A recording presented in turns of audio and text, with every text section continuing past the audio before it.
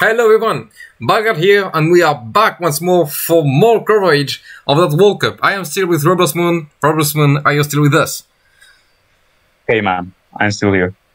Great. So, we did cover in the two previous videos your games against Rex Cult and against Toxic Bulb, and now we are about to cover your games against Bside.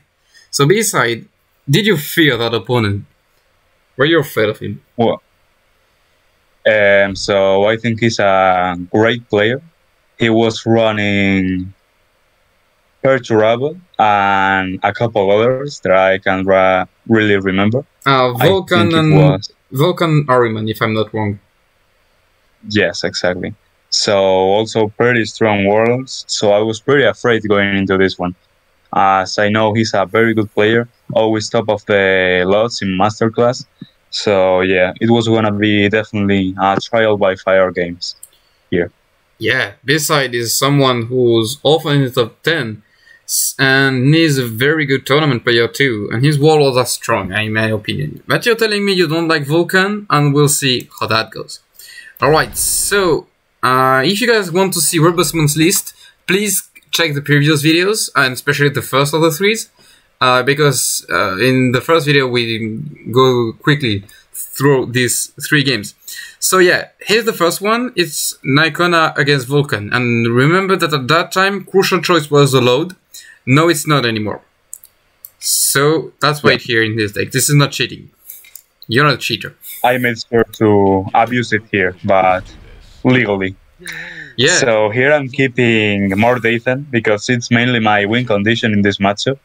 I know he's got a ton of HP and I need some way to take it down. And it's not like Vulkan pressures me a lot, so I have time to develop him easily. Yeah. And the reason why you don't play Crucial Choice here is because you don't want to waste any energy. So you will just play it on turn 3, on the 400 turns when you have nothing else to spend your remnants here to I'm energy. Just playing like Erlen basically. Just making sure to be energy efficient and deal some cheap damage, and that's it. Yeah, just like an Erlen from the World Heroes. I did a video about that guy. And it's stronger than I thought. Yeah. It's twice as good of an ability as Nykona's when you only want to do damage. Yeah. But obviously that's not the main point. So here, well, I should have paused that, but Irresistible Charisma was the best pick of the threes. And yeah, you say there is a 1 in 5 chance to actually get Bloodthirst. Yeah, there's actually 4 cards that allow you to get Bloodthirst, including Pride of Caliban, which basically works as Bloodthirst, along with Smirnovs, which I also really like on Nykona. Yeah. Because it's a non-investment troop that you can just keep pumping out while the opponent can't target your warlord. Okay. So yeah, it's pretty good on Nykona, that one card. So I was one of the ones that voted no to the ban, so you can figure out why. Okay. And yeah, and the 3 others are, of course, Merchant for Gratefulness, the Night Lords, Tactics, Paragon Spear, the Custodes, and lastly, the Blade and Carmen, the Sanguinius Blade. Yeah, and the Blood Angels. Okay, so we talked a lot, but we didn't discuss much about what happened during the games. So you indeed had the time to put down the more data, and now you have a couple cycle cards which you just play, and that procs that sentence too. Yes, so I have my hand set up for the game, basically. Here he uses one of the Informant Networks, which is basically the only weakness in my deck. As long as the enemy doesn't have Informant Networks, this deck is unbeatable, but they often have them. So you just want to bait them. More Dathan doesn't outright win the game because of it, but it's good to bait one out. And considering you can only run 2 in the whole deck, and there's 30 cards in the deck, they don't average both of them drawn. Yeah, and here this is an interesting idea, because you could have just played the more data and hide, But then the Yeah, issue exactly. is you will fall too far behind in terms of ball control, and you kind of And one want to have it turn, one last turn. yes. If he has it or some chance, and I don't know if he has it, I die in one turn if I leave everything alive. Yeah, But this too. way I can afford to do some stuff. Here I use the Doombringer to get value out of my charisma, which I wasn't going to get anyway, so Yeah, because I'm just making use of the cards. Vulkan's troops always have survivors, so most of the time the charisma isn't enough to finish them off. Exactly. And here he's just gonna go a little aggro, thinking he's gonna catch me off guard. But fortunately, I drew Deliverance from Command Reach. It's the card you almost always want to draw. Yeah. Deliverance, super important.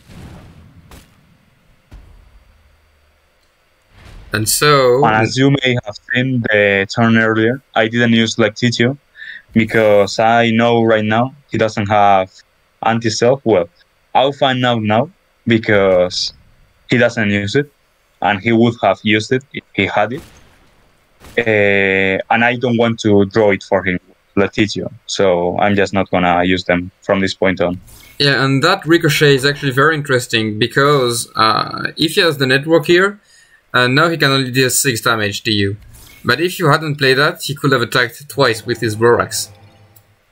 Exactly. And Vulkan doesn't really have that much damage reach, so it's pretty safe to assume that all the damage he has is in his board.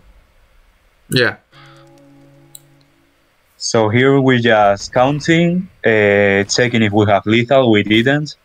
And, well, we could have drawn lethal with Lactitio, but we'd rather not risk it because we're totally fine right now. We have a lot of turns in stealth if we want. Yeah, since we win next turn, there is no point risking to give him his second network.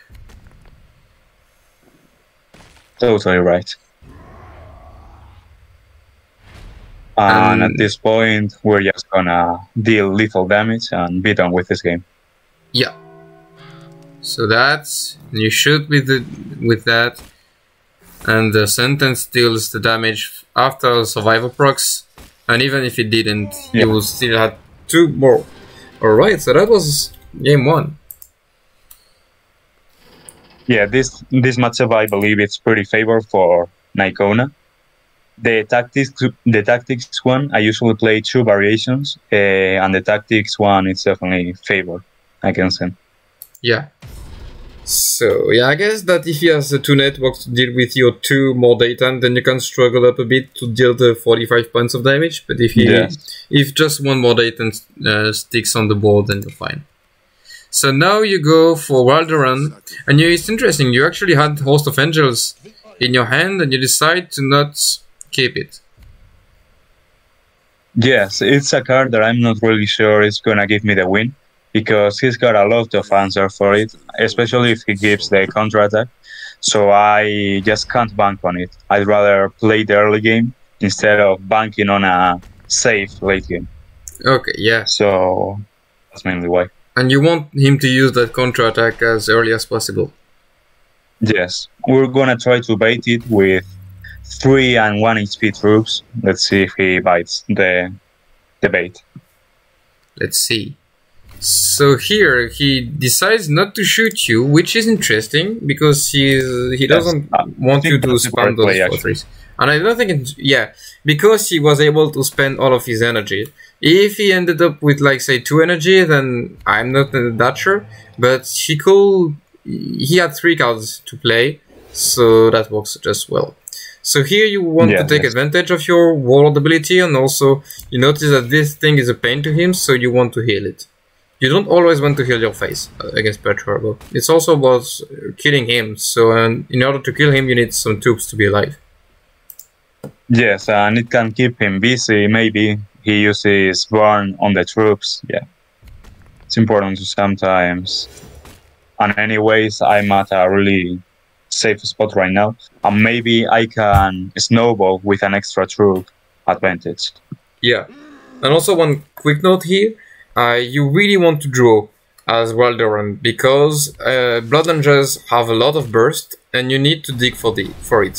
So although you could give your troop +1/+1 by putting it here, it was much better to put it where you did, just to maximize the chances of you drawing more cards. Yes, I knew that if he wanted, he can definitely do 6 damage to the Ferbeus command. But well, it would have worked out better if he, in that exact situation, if I had buffed it instead of going for the Requiem. But well, you never know. Yeah, okay.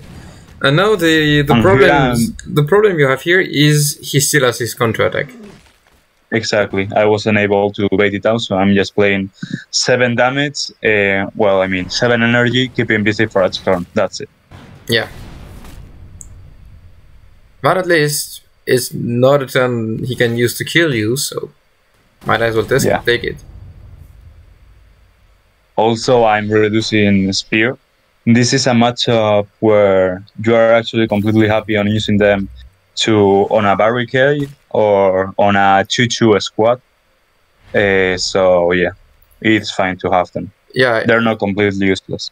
If you are sure you are facing a Perturabo, you would probably play only one, I guess. But since they are so good against Vulkan, it truly makes sense to keep the 2 of them. So here they're basically free, and I'm definitely gonna use one of them on the barricades. Okay, and he still wants to control the board. That's interesting.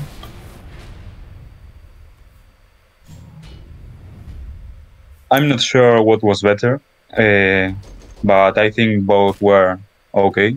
Both were interesting. Both outcomes. And let's just take a quick note. He did play your Unjust Wrath.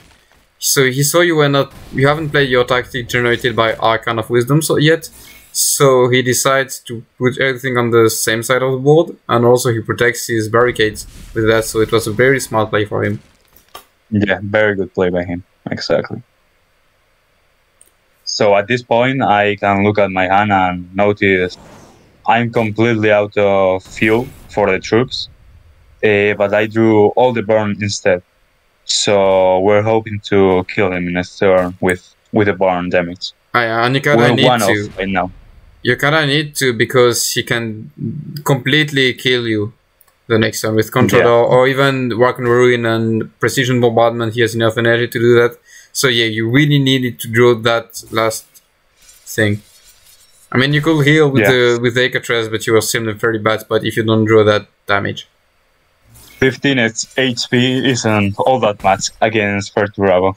Yeah, it's not that much. But the same goes for him. Like, he was at 14 and it didn't prove to be enough against Raldoron. You shoot him for like 10 damage from hand and you could do 2 more if you wanted. But we're not needed, so yeah, and we're gonna go ahead. That's the strength of Blood Angels. You're very versatile. You can go for burn game plan. You can go for something heavy with the drop pod and Hermia. You can even go for something cheesy with escape vents and last stand to make huge starters with Bloodthirst. And that has given me quite a few wins in the Legends tournament against Khan when he was popular. The escape and game plan with Dawnbreaker cohort. Very, very cheesy wins, but very funny. Well, yeah, I guess it works. I mean, I guess it's a bit better with the Skyland than with Raldoron, but it also works. Drawing cards is so good. So now into the last game. So you're Zahariel, and he knows you're forced to play Zahariel because you won with the 2 others. Yeah, so I'm going Zahariel, obviously, and I take a lot in the deck. Ravage Stitchy, very good into him, but I didn't really want it at the start because I needed perfect core to win this one. Yeah, and the problem is that with that Proficiency that you can't play it on turn 1. You could play it on turn 2, but it's not gonna win you the game. Yeah, and it's gonna slow him down. I need to be extremely explosive to win this one. Yeah. And I think I got it. the explosive start I was talking about. You did have it because you had that strategic master in your hand. So no, you play Martial now because you drew into that Duke, right? I guess if you hadn't it, you will just play a token and then the next time play token and Martial. Totally fine going for the ability if it wasn't the... Yeah. But now, very good position for me. Yeah, it's a good... Oh, sorry about that. Yeah, this feels nice because now you'll be able to put down another token and to play the strategic mastery. So that's something that's debatable. I would have killed the Lord Martial just because I'm afraid of that card. He probably had a reason to kill that thing. It's less points of damage. And also, he maybe was thinking, maybe he had this second one in hand? That would make sense, actually. If he has the second one in hand, then he's like, okay, even with the strategic mastery, I can still shoot that thing with the second superior firepower. And this way, it totally made sense to shoot the 2-3 rather than that is cute. I think it was because he thought I had exile veterans, so I didn't upgrade it. It only works on Astartes, and Malkiel is an infantry and Mortis Care too. So I think he wanted to deny it instead. I can see other reason, honestly. I can see that too. You're right. So yeah, so it's very easy from our point of view because we're like, okay, we will have the thing, but like seeing his hand, there are many reasons to advocate for that play. So definitely not a mistake. Yeah, and exile veterans in this matchup, as most, if he is extremely strong, he can't get killed outright. So it's usually 4 damage plus a 4/4. And that basically, super good. That's super good. Decides not to shoot your Duke, hopes he can burn you down, but now the front line comes in and so he can't shoot with his warlord, and you should have a two-turn lethal setup. Yeah. So obviously, Viral Bombs is a card that exists, but he only has 3 cards. And I can kill him next turn if he doesn't have it, so I think it was worth taking the risk. Yeah, definitely right about that. You need to take the risk. And also he did have the second superior firepower in his hand. Yeah, so here I just get it. Okay, so yeah, very well played from the two of you. Of course, you had that explosive start that you need to win this matchup because it's a very hard matchup for you. But you did play that pretty well. So congratulations. So, pretty good. Yeah, winning 3-0 against Bside is not something everyone can do. Congrats on that. Not at all. Not at all. Very, very, very good player. Yep. And that's gonna close this small series of 3 videos. So thank you so much, Rubersmoon, for joining me today and sharing all of these matches with me. And this one is the same, basically. So don't be like, oh, what is it? What is it? I'm showing you guys everything I have in store. Don't worry about that. Thank you all, YouTube, for watching. I will see you soon with some more games from the Horror Series Legion 2021 World Cup. Have a good one.